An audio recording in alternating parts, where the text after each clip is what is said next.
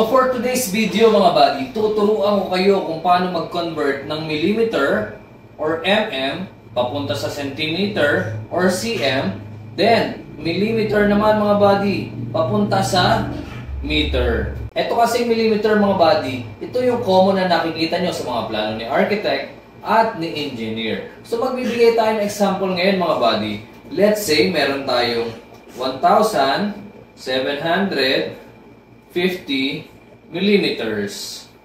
Ayan. So, para maging centimeter yan, maglalagay ka lang ng isang dot dito sa dulo, imumove mo siya ng isa. So, ang equivalent niyan mga buddy ay 175 centimeters.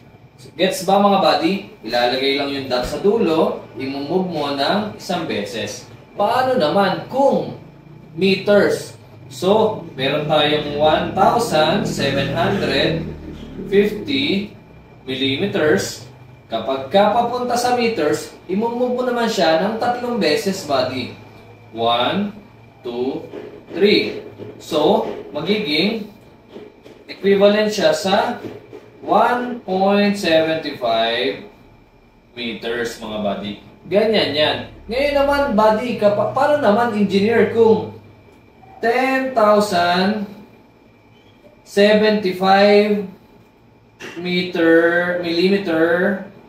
millimeters ang nasa plano. Ganon din, buddy. Mumove mo lang ng 3 dito sa dulo. 1, 2, 3. So, ibig sabihin yan, meron kang 10.075 meters. Ayan, buddy. 10.05 meters. Ngayon, ano ang ibig sabihin ng 10.075 meters? 10.075 pala. So, ibig sabihin yan, meron kang 10 meters plus 7.5 centimeters. Ayan. Ganyan, buddy.